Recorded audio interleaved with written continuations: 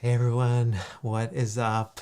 It is Tiffany and I are both here in the Northeast, and we've had some amount of snow slash freezing rain slash ice, and so we are navigating that. But incredibly grateful for each of you for joining our live stream, and if you're going to be checking this out later, sincerely appreciate you. Uh, Without jumping too much into questions and all that, I just wanted to introduce you to Tiffini Sharifi. Tiffany is a member of our online course mastermind currently, and Tiffany, I think the world about you. I think your presence. I think how you show up. I think seeing what you're doing with your course as part of a larger mission. It's honestly like incredibly inspiring to see. And I'm so grateful, we get to have a conversation about your course creator journey, some of the lessons that you're learning along the way. Yeah, thank you. I'm incredibly honored to be here and excited to talk today. Yeah, absolutely. And we're staying nice and warm, right? So we're not. Yeah, for sure. For sure. um, Crazy times. so yeah, absolutely. The question that when I've been doing these live streams, and by the way, if you guys are joining us live, we want to make this really interactive. So feel free to like drop any questions, comments, any of that into either LinkedIn or YouTube. I can see both of them, and we can pop them in. Also, let us know where you're coming from and where you're joining us from. Um, Tiffany, the first question that I had for you is, it's not exactly the norm for a therapist, even given just our training, all of that stuff, to do something like create an online course. What made you start even thinking about creating one for yourself and for your practice?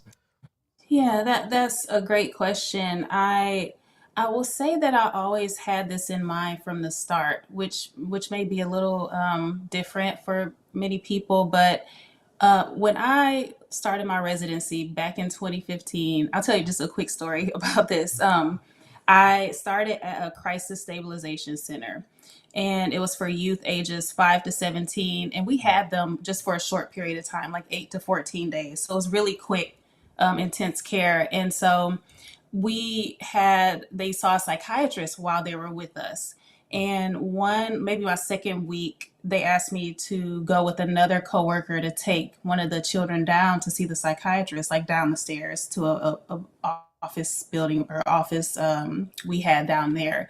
And they wanted me to learn how to do it so that I could just kind of see what the room looked like, things like that. And so we get downstairs with the child in this big room, and I'm like, where's the doctor? Mm. And so they're like, oh, and they get this TV and they roll this TV into the room. And my coworker does something to the back of it, and she turns it on, and like the psychiatrist pops up. She's actually in Philadelphia, I think. And my mind was just blown. I was like, Huh. what is going on? And this Mm. was 2015, and she was using something called telepsych. And so that was the psychiatry services. And so Wow. what amazed me, yeah, it blew my mind. And what amazed me about it is she was able to build such a rapport over video with Mm. the kids. So that was interesting to me, that they just loved her and she wasn't in person with them. And then also, as I got to know her, I learned that she had a child, a little baby, and she was able to work from home. And so she had this work life balance because she was able to do online services. And so ever since then, again, I wasn't married back then. I didn't have kids. I do now, married with two kids, but I was like, okay, I have to figure out how to do this and offer some online resources. So my mind has just kind of been geared towards that since the beginning. It's amazing. Yeah. What do you think it was about seeing it in that moment, like the psychiatrist on a TV, like that was so mind blowing for you? I think knowing the type of life that I wanted, I Mm. wanted to have longevity in the field. I quickly saw, I think I was a bit naive when I was in grad school, and then I got out into community mental health, and I was like, oh, okay, like this is intense. And I did notice that some people that had been in the field a long time had quite a bit of burnout and they just weren't well. And so from the beginning, I was trying to figure out like, how can I have longevity in the field? How can I have be able to take care of myself and be still be able to show up for my friends and family? And how can I just build something that will make a big impact, knowing that because I wanted a family, I probably couldn't do a lot of one-to-one therapy, not as much as I wanted to do to make an impact. And so the impact and the longevity were like very important because my first career was engineering. So I was an electrical engineer and I really felt called to this field. And so it's really important to me that I'm able to make an impact. I'm able to have longevity. And so I think those are the main things for me that stood out. Um, yeah, thank you for sharing all of that. I think one thing that's like particularly resonating, and I was thinking about is, I mean, you said it's so fast, but there's like so much intention behind it, which is, I think most of us, even me included, like traditionally think about a career and then think about like rising up in that career. Whereas Hmm. you actually looked at it the other way, which is if I look at the end of my life and look backwards, what is the way that I want to structure my life and my business? Uh, and then then the online course made sense because I could imagine it was like Hmm. I see burnout all around me. I see colleagues that are many years into this on the just you said like not well, and it's like how do I avoid that, and then how do I get out of this whole like trading time for income model, right? Yes, for sure. um what was it, actually, even before we jump too much into this, tell us a little bit about your private practice. I know you serve like you're pretty like targeted and pretty niche, so tell us a little bit more about that because I think that can give us some context as we dive deeper into this. Sure. So I'm in solo practice. I've had my own practice since 2020, and I am a certified sex and couples therapist. And so I primarily see couples and treat them for just standard couples therapy and then sex and couples therapy. And then I also see individual clients for sex therapy. And then about half of my practice is working with cancer patients. So people that are in treatment and mostly people that are in survivorship. So they've completed treatment and just helping them to, transition to that part of their life to get like more stabilized and give them support. It's so interesting. How did you find, or how did that like area of cancer find you?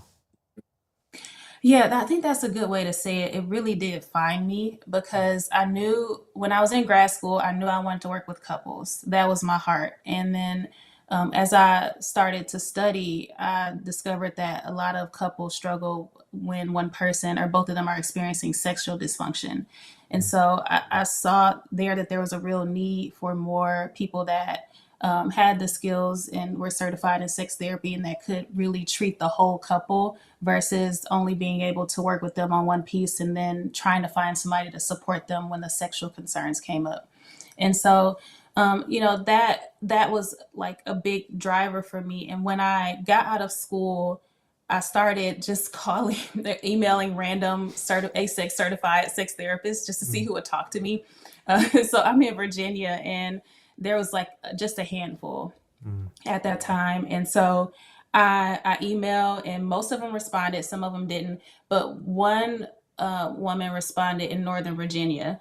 And so, I had family up there. My husband's, his mom was living up there at the time, and we just went to have a meeting with her.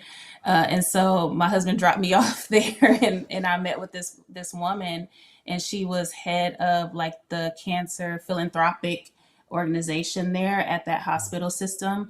And it was wonderful. They provided all these services to cancer patients, and she focused on seeing like the individual patients for sex therapy, for sexual concerns that arose during treatment, which, especially with breast cancer, always, pretty much. Most of the time Oh, they're going to have some type of side effect because of the hormones and things like that. mm, And so it just really opened my mind to that. And so from there on, I just, that seed was planted. And I just knew, okay, this is probably a field that I want to go down. And then I ended up being able to work with the hospital system here and do that. And it really worked out well.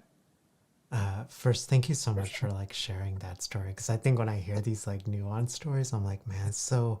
And even as you were sharing, right? Like, okay, when you said it, yes, there are a number of sexual concerns that come up as a result of recovery from cancer and the treatment Hmm. process. But even to think like how hyper niched that colleague was, right? Like Yeah. just embedded within a, cancer treatment facility, and they're specifically just like navigating like the sexual um sort of challenges that come from. I mean, it's just it's fascinating. Um Yeah, for sure. uh how so it's one thing to start, seeing couples, and I guess even maybe just take us back. So you got this knowledge, you came back, and then like what did that transition to, like, hey, I can start to see folks that are navigating cancer in my town as well. Like what did that process look like for you? I would say that was so all of this is a big stretch for me. Mm, So I was in engineering and so this is all very different. So everything that I do pretty much feels like a big stretch and like uncomfortable. So I preface that because I came back home and I think I was still working in community mental health. So my goal eventually was to get licensed, go into private practice, and then have my own practice. So that's kind of the vision that I had going forward. And so I came back and I just started to reach out to people, like anybody that I had made a connection with. My husband had some connections in town with people, and I just started like emailing people, most of the time like cold emailing or cold calling to see if I could meet with them and talk about what I was doing or see if I could partner with them in some way. I was just trying to like make connections and find my way because mm, I was new to the area. When I was an engineer, I lived in Louisiana. And so mm, now I'm in Virginia. And so I didn't really know anybody. So I'm like, I got mm, to figure out this town and talk to people. And I went to a networking event, and the CEO of one of the hospital systems here was there. And I went up to her afterward, very nervous, very nervous. And I just talked to her, and she was really nice. And she's like, yeah, I'll meet with you. So she met with me because I'm like, hey, do you treat cancer at the hospital? I maybe like to work with those clients and see if I can support them in the area of sexual health. And she's like, yeah, let's meet. And so I got a meeting with her, and then I was talking with her, and then she happened to know the sex therapist that I met with in Northern Virginia. It was like a friend ah, of her close friend, and she's like, "Oh my goodness!" So it was just really like everything just started lining up, huh, and wow, so then she put me in touch. I know it was like really when I tell her I kind of get chills because it just kind of I was just walking down that path, and mm, she put me in touch with a few people, and I met with some of the oncologists at the hospital. I met with their cancer foundation and talked to them. And I always say this, it was really funny. Like one of the oncologists like forgot why we were meeting. And so he's like, hey, it's nice to meet you, but why are you here? And I was like, oh, so I was like, this is why I'm here. Like, I want to help. And he was like, I have a real problem getting people connected with services. And he shared that there was very much a need for what I was trying to offer them. And so that was maybe, I don't know, 2019, 2020, and then nothing happened for like, so I didn't hear from them at all. I might have reached out a couple more times, and then they reached out to me like a year later, and mm, they were like, "Hey, we want to get started. We here's a contract. Do you still want to do it? What's your rate?" And I was like, "Great." So that wow, so I was just in along that journey. I was just meeting with people, talking to people, trying to follow up, trying to and I didn't think anything would come of it, but it worked out, and it's really been life changing to work with people that are going through treatment and that are survivor in the survivorship stage of treatment. This is, I think, one of my most favorite parts of therapy and just being in the mental health profession is the work we do is like so meaningful, and it really impacts not just like singular lives, but even like for many generations. Um, so you're doing you get this contract, and by the way, again, welcome to those of you guys that are watching live, and if you're watching the replay a little bit later, thank you for for taking the time to watch. As you have comments and questions for Tiffini or just for me, whatever, please leave a comment, or even if it's something's like resonating. Our whole point of these Q&As and live streams is just to like genuinely support one another, to learn from each other and all of those things. Tiffini, you started working, so you got this contract. Mhm. Where did the shift happen from I can continue to get contracts and see them for like individual therapy or couples therapy to I want to like teach this in an online course format? Yeah. So as I was working with specifically the women that I work with, I did work with and still do work with a few men and their spouses, but I kept hearing the same things, and so it seemed like that phase right when they finished treatments, the major treatments, I call them the major ones, like chemotherapy and radiation, and they finish those, and maybe their major surgeries are done, and they ring the bell, and they're done with treatment, then that is probably one of the most difficult parts. I just Mm, kept hearing it like 100% of the time, pretty much. And so people really struggled at that point because their families are like, hey, great, you're cancer free. Everything's fine. Let's get back to normal. And they're like kind of broken and shattered. Like, mm, what do I do now? How do I move forward? My body is different. I have these sexual issues that nobody really talked to me about. And so I kept hearing that they weren't getting support around their sexual health, around their relational health, and just that those quality of life things that matter, especially since they just fought really hard for their lives. mm, And I started digging into research, and what I found was what I was seeing in my practice was pretty widespread. And so I found a study that said about 70% of women report major sexual concerns after cancer treatment. And they think that number is underreported. So they think it's even more women that have mm, major sexual concerns after treatment. Then I found another study. It was a smaller one, but it was just an oncology clinic. And they noted that 82% of their patients said that they had major sexual concerns, and only about a third of those patients that had concern reported that they were talked to about their sexual health by their medical team. And so there's this mm. huge group of people that weren't even spoken to about it, let alone given the right resources. And so that's what started to drive me when I noticed that this was a widespread thing, and really just wanted to support those women and be an advocate for them in a way.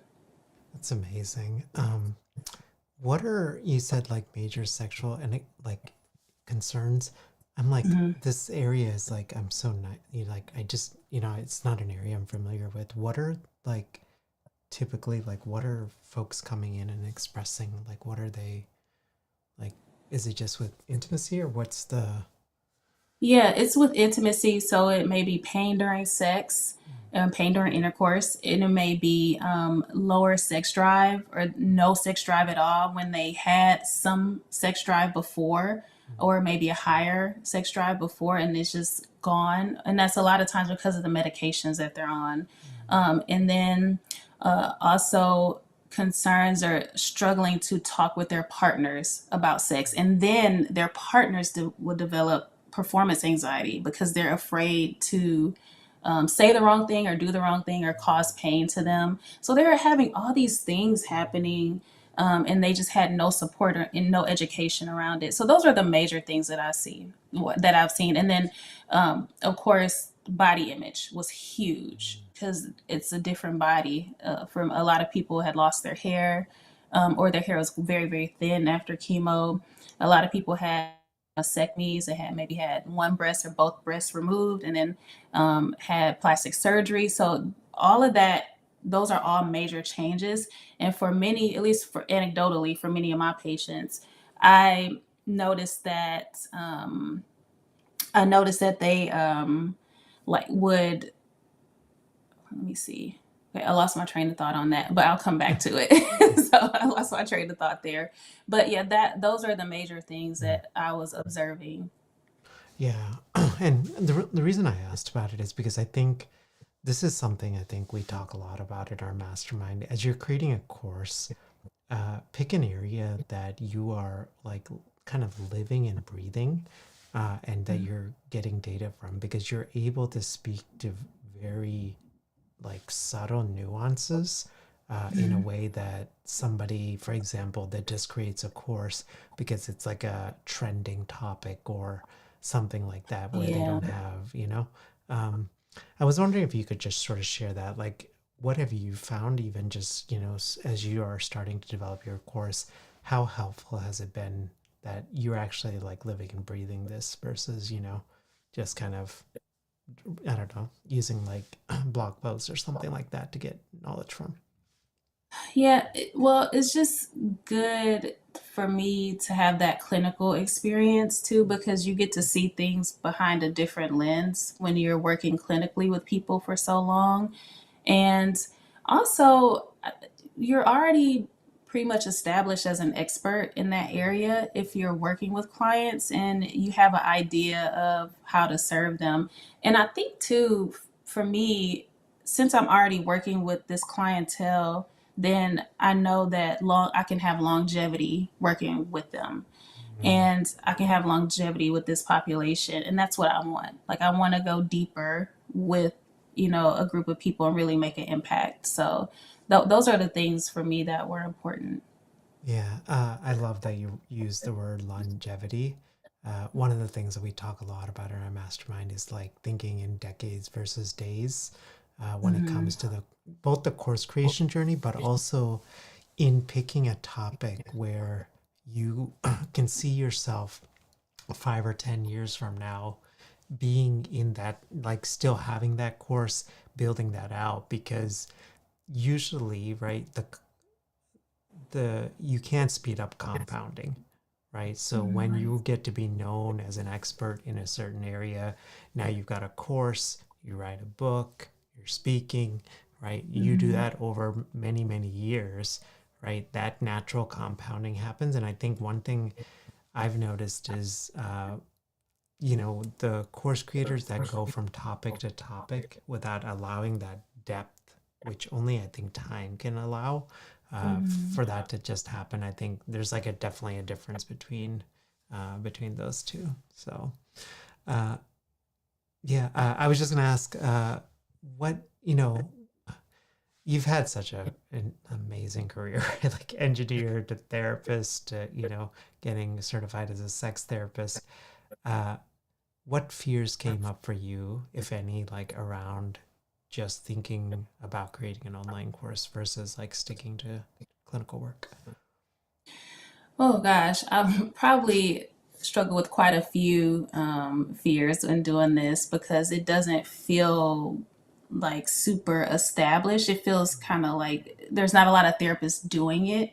That's what I mean by it doesn't feel super established. So it's not a main course in our field. It's kind of like something, it feels a little bit newer to me. Mm-hmm. And so Absolutely. that, with that, there was a lot of mindset things that I had to overcome, and I really appreciate that part of the mastermind because it's helped me tackle some of those fears. But my biggest one would probably be like the perfectionism part. And what I mean by that is thinking that everything has to be perfect. Everything has to be perfect in order for me to launch the course. And I don't mean like the material and having sound clinical advice or anything like that, but I mean like the camera, the video, the sound, all that, the things that I don't know that we didn't learn any of that stuff. So feeling like this huge hurdle of having to overcome, again, and then putting that on myself, like, okay, like if I do an online course, this is what it's supposed to look like. And if I can't make it look like this, then should I do it? And so I think that was quite paralyzing at times. But you said this in the group, and probably more than a few times, because I may have brought this up. But you say something like, get going, then get good. And so I just remind myself of that. Like, I need to just start and get going. And it doesn't have to be like the best video quality, a good video and good sound is good enough. It doesn't have to be perfect, in the way that I'm thinking about it. So that's really helped me a lot in the mastermind. And I would say that's the biggest one. But even just telling myself that get good, then get going, helps a lot. Yeah, absolutely. I think a lot of clinicians, I think, will get that order backwards, right? Particularly because, like, Mm-hmm. all, most, probably all of us are like high achievers, right? And so we have these like standards, right? Yeah. And so I think sometimes we think we have to get good before we start. So the ways that I've seen it play out for our colleagues is, I have to get X training, or I have to be in this many years into whatever niche, right? And now Mm-hmm. broadly, we do recommend, if that you're in a niche at least like 5 years, 4 to 5 years, where you can start to see nuances and things like that. But I think a lot of times colleagues will be like, I have to be like 25 years into this before, For sure. or have done X, check off like X amount of whatever, right? um uh so tell us, I guess, in light of, I mean, you can do so many interesting things with cancer patients, what you're Mhm. seeing. uh Tell us, even like, as you've navigated niching down the course and thinking through that, like, what insights have you picked up, what things have you learned that you could share with our colleagues that might be watching? And so in regards to niching down, it's hard to do it, I would say, because they're in a way, you, at least for me, I feel like I was maybe isolating another group. Like if I niche down, I'm not going to be able to Mm, talk to this group, and I really want to talk to all couples that are going through all relationship and sexual concerns, but really, it's important, especially when thinking about the course, to think about who my ideal client is. And I learned that, um, like deeply in the course. Like I've heard that before, but I learned it more deeply going through the mastermind. And so I think it's important, if you, again, thinking about impact, like there's plenty of people to help even in the smallest niche, and so just taking that time to think about, what your goals are, and again, like what do you want to do, what impact do you want to make, that you feel like, oh, if I had more hours, but I don't because I need to sleep and be with my family and take care of myself, like I would work with this population. But I will say it's hard, it really is hard to do it. it really is. And I think, yeah, and I think we want, thank you for sharing that, because I think, one, we just want to like normalize that it is hard to find a niche. And then also, like, even in courses, right? Because, I feel like all of us have servant hearts and a desire to help, right? Mm-hmm. Uh, it's like sometimes can feel like, oh, why am I like niching into a certain population or a certain situation? I think the other side of that is sometimes we forget, if somebody is like on a like page or sales page or whatever it is, right? Trying to figure out if we are the person they're going to be working with, they're going to want somebody that is like speaking to exactly what they're struggling with. Because, Right. right, like a couple, I would imagine a couple that has sexual concerns is different than a couple that's navigating cancer that has sexual concerns, right? There's just, I mean, there might be some Mm-hmm. overlap, but the nuances, I think, are a little bit different. Um, I ask this question in all of our live streams, is, sometimes I think there's like this idea that online course is like creating an online course is just about recording something, putting it up into a course platform and getting it out there. For you, and you're smiling and I'm smiling. I was wondering, like, if you could just sort of give like a more realistic perspective on it. Just because I think it's just like this is an amazing opportunity, but it's also, I think, just important that we're, realistic with it as well. Yeah, for sure. I, Overall, I think about this course, creating this course as me building a foundation. And so when you're building a foundation, it should be solid if you don't want it to crumble as you start to build up on it. And it's not just about putting material out there because I think, you have to learn what to say. You have to learn how people work, how much information people can take in. I think we spend a lot of time in the clinical world. So we're just rattling off things. And somebody who's never been exposed to this, they don't need as much as we think they need. Or so even down to the material that we put into the course, like that is a lot to think about in itself. And then there's reaching people. How you want people to know about your course. And so it can't just be you record it and put it up because it may not, nobody may buy it because they may not know about it. They may not know how good it is. And so there's a part of it, again, that we did not learn in grad school, this marketing, this business piece, where in that you may have to even overcome your own ideas about what you think about sales or, I don't know why I put it in quotes because it is sales, but No, I but think I it think feels that's like a quotes dirty for word. most of us, right? Like there's something like Yeah. icky and, inauthentic Yeah, about that piece. I think so. I think a lot of people think that about it, and it's not. It's service, and so you have to change your mindset around sales too. There's so much that goes into it if you want to be successful, if you want it to make the impact that you want it to make, and so gosh, there's a lot of different pieces, and that's why I could never get started. So Hmm. I knew those pieces, and I'm like, well, what about this, and how do I build it in a way where it can really speak to people? It can be transformative, And then on top of that, how do I reach people? Hmm. It's not just running like a Facebook ad, which those are great. There's more to it than that. There's more strategy you have to have around it. And so, all those things are important and they really blocked me from doing it because it was overwhelming.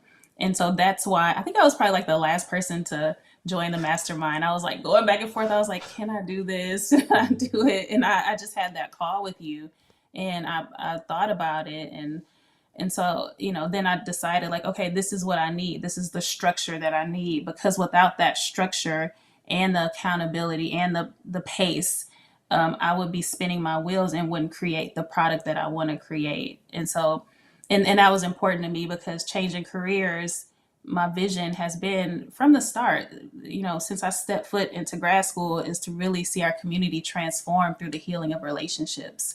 And that is what I'm passionate about. That's been consistent this whole time. And if I want to put something out into the world, I want to be proud of it and I want to make sure it's reaching the right people. And so that's why that structure and like slowing down a bit but being consistent and pacing yourself is really key. Yeah. Really, really well said. For those of you guys that are tuning in live, and or watching the replay, again, we're so grateful you're here. Please leave any comments you have for us, reflections, questions, any of that. We want to be, again, of service to you. Um, I love like the way you answered that previous question. You could tell like total engineer in previous, I like talking about know, I know. I try to foundations and like shave it off. Yeah, I try to. It just comes but I out. love it because like I think that's just it's a great way to think about it because I think there's definitely a segment of, I think sometimes, we as clinicians are taught like just launch this thing, get it out there. But one of the things that we really try to highlight in our mastermind is like sustained pace, right? Yeah. So it's like it's about changing how you see yourself as a clinician, the evolution of that identity. It's about creating sustainable marketing channels because most of us in the mastermind are either parents or caregiving or we have some other like significant life thing that we're navigating in addition to building a business. So the mastermind is like a little bit different in that it isn't like a kind of a hustle culture like vibe. It's a very like, Mhm.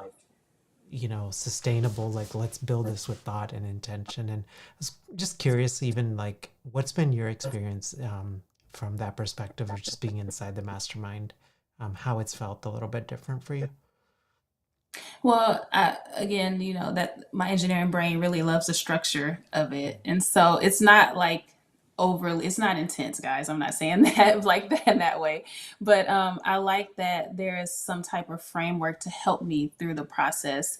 And just in general about the meetings that we have, it's something I really look forward to.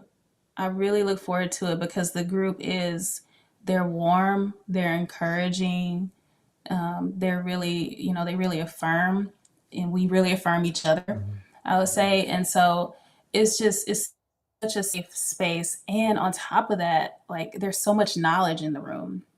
There's like clinicians that are experts in their fields across the board, and they've also, some of them have built like great group practices, really successful group practices.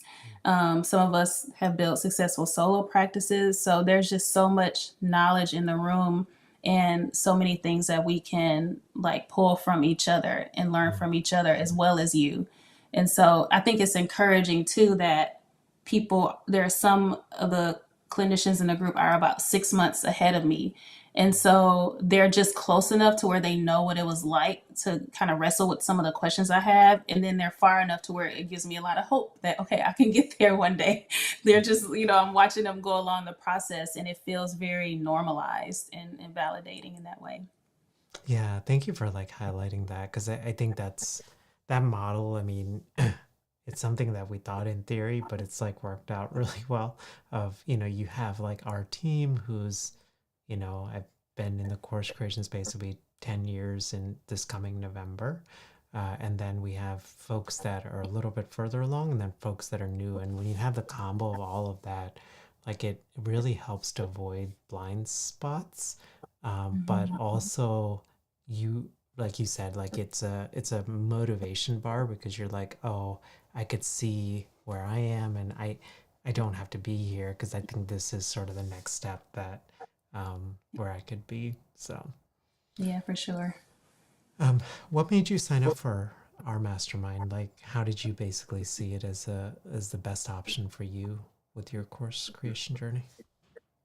Well, I liked, again, the having some type of framework to help me along. I just knew if I got that encouragement and that structure, I could do it, but I was really struggling to do it on my own.